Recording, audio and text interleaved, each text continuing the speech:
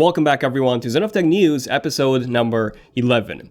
So in terms of this week was crazy, really busy for me behind the scenes, but so many exciting things happening, by the way, which we'll be sharing in few weeks. But yeah, this week has been awesome. Also awesome in terms of tech releases and announcements. Google has announced officially the Google Pixel 3a and the Google Pixel 3a XL full videos with the unboxing and my experience here.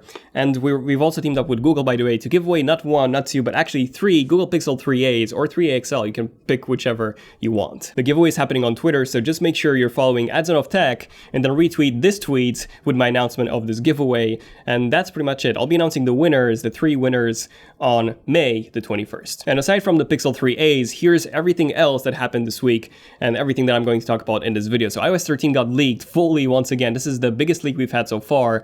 The NASA Planetary Defence program is now online. This is really cool. Then the LG ultra-fine 4K and 5K displays might be dead. 2019 iPhone case got leaked.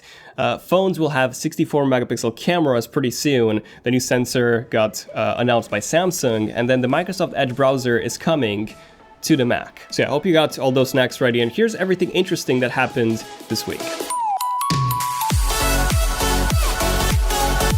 Okay, so starting off with iOS 13, we've already covered this in a previous video, check it out here, but this is the biggest leak we've had since then. And this is coming from Bloomberg's Mark Gurman with the full details on everything he knows about iOS 13, macOS 10.15, and watchOS 6 from his inside sources. So first off, dark mode is definitely coming.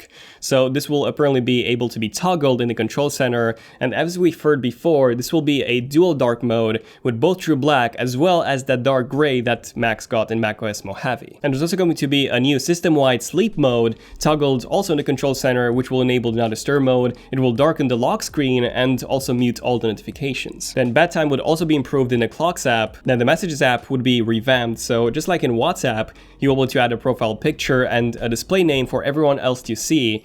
And apparently would also have a dedicated menu for animojis and memojis. Maps would be revamped with an easier to use UI. Reminders would also be revamped with 4 default locations.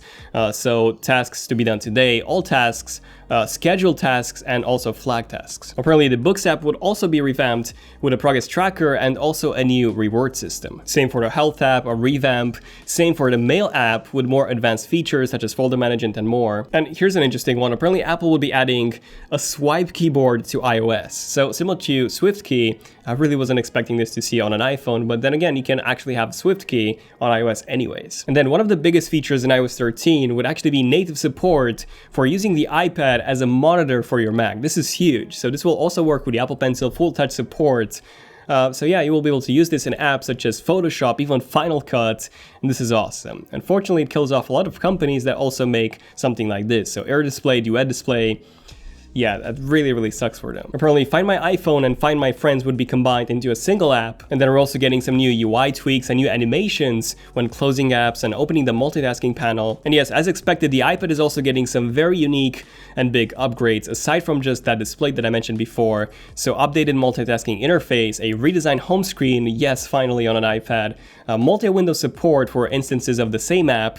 Notes will be redesigned and you will be able to have multiple pages, for example, side by side in the Notes app. 95Mac posted this amazing concept from user Daniel Korpai, showing his idea on how the multi-window multitasking would actually work. And honestly, this is the best UI concept that I've ever seen. Apple should definitely take this approach and do something similar. But yes, multi-window support will be supported on the iPad and pretty much every single first-party app at least. Mark Gurman also says that the accessibility menu would be redesigned, and we're also going to get some performance improvements. So that was iOS 13, but macOS 10.15 is also going to be huge as an update. So this will be one of the biggest, if not the biggest, update to come to the Mac. So you'll be able to use iOS apps natively on the Mac, so the SDK will be fully open, so developers will be able to port apps and also start developing apps for both platforms at the same time. We'll also be getting separate apps for the Apple Music, Podcasts app, and also Find My iPhone. That's going to be available on the Mac apparently as a separate app. We're also getting screen time for the Mac, which is quite useful to have. iMessage stickers and effects would be coming. Finally, it's been like, what, 3 years since we've had those, if not more, on iOS. And then Siri shortcuts are also coming to the Mac. And then watchOS 6 is also getting some pretty big updates. So the main one would apparently be a dedicated app store on the Apple Watch itself from where you can download apps. And speaking of apps, Apple will be apparently adding a voice memos app to the Apple Watch, a calculator, and also a Books app. So we still don't have a calculator app on the iPad, and we'll be getting it on the Apple Watch. Also, if you want to read books on the Apple Watch, you'll now be able to do that apparently, which is odd, but yeah. Animoji and Memoji support for viewing will be available, as well as some brand new watch faces. Also, multi-user support for not the iPad, not the iPhone, but a HomePod based on an individual's voice will be available apparently. Pretty much like Google's been using for the past 2 years on their Google Homes. So this was everything that Mark Gurman reported on iOS 13, watchOS 6, and also macOS 10.15. Now the next story might be even more interesting than all this. NASA is actually going hands deep into their Planetary Defense program. So they started this program this year, and they even have a full page, an official page live, and NASA has acknowledged that there is a very high chance for Earth to have a devastating big asteroid impact in the next 100 years. So NASA has announced that in 2022, they will try and divert an asteroid from the binary asteroid system Didymos, just to see if they can actually successfully divert it and, save Earth from such a collision in the future. However, earlier this week, NASA has run a computer simulation for an asteroid that was headed to New York. And guess what happened? Well, they actually failed to divert it, and the asteroid obliterated quite a large part of New York and killed 1.3 million people. Yikes, that's scary, but it's really good that those tests are being done because something like this can easily happen. I don't know if you guys remember, but back in 2013 in Russia, a small meteor crashed 20 meters in diameter, so it wasn't that big, in Chelyabinsk. And it released 33 times as much energy as the atomic bomb that was detonated at Hiroshima. So yeah, luckily it did crash in a remote area, so no one was killed as far as I'm aware, but the blast injured close to 1,500 people. So yeah, things like this can end up happening very easily. And keep in mind that this was 6 years ago. It wasn't 100 years ago or 1,000, it was literally just 6 years ago.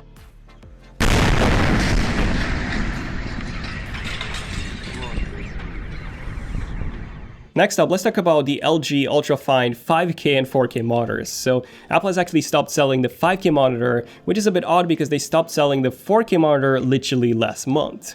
So yeah, the 5K one seems to be now gone as well. So in case you don't know, this display was launched back in 2016 alongside the new 2016 MacBook Pros, which had a Thunderbolt port, so you could actually connect these via Thunderbolt. And these use the exact same panel that Apple uses in the 5K iMac. So it's still an LG manufactured panel. I have one display, it's amazing. It's one of the best panels and the best external monitors that you can buy right now. Since Apple stopped selling their own Thunderbolt displays, this is the best thing after that. Now, the reason why Apple stopped selling this, in my opinion, my guess is that it's because they're planning to release that 6K 32-inch display, which would be an Apple branded display, and that would launch alongside the new Mac Pro. This is something that Minchiko reported, and I'm actually expecting a teaser of that new Mac Pro at WWDC this year, so literally next month, and the monitor could start being sold next month as well. The Mac Pro won't be launched until, I would say, the end of the year, probably December or so, but the monitor could be sold next month, and I'm really, really excited for that myself. This will be a mini LED monitor. We've done a few videos on the Mac Pro and that display as well, so check those out. And aside from this, the iPhone 2019 cases have actually been leaked by Slashleaks for both the iPhone 11 and the iPhone 11 Max. So they do seem to have the exact same camera cutout as the squared-off module that we've seen in the OnLeaks leaks. By the way, check out yesterday's video covering the final 2019 iPhone design, iPhone 11R, as well as all the recent leaks and rumors. This was just a quick update on that.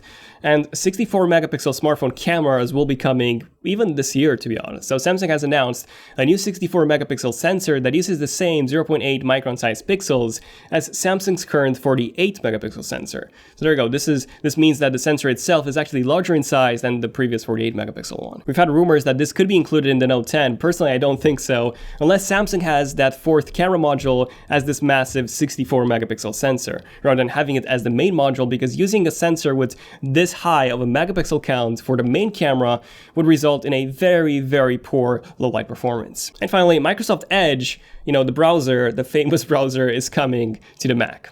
Not a joke, it's literally coming to the Mac. This reminds me of the deal that Steve Jobs made with Microsoft and Bill Gates back in the day.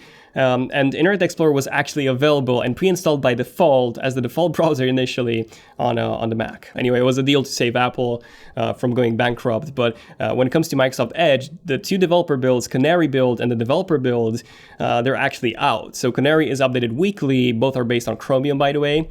Developer build is updated every day. And they both support a touch bar, which is pretty cool. So yeah, full touch bar support and based on Chromium. So this will be a Chrome with a different UI, basically. That's it. But there you go. This was everything that I wanted to cover this week in this week's episode of ZONEofTECH News. All the stories, everything interesting that I found.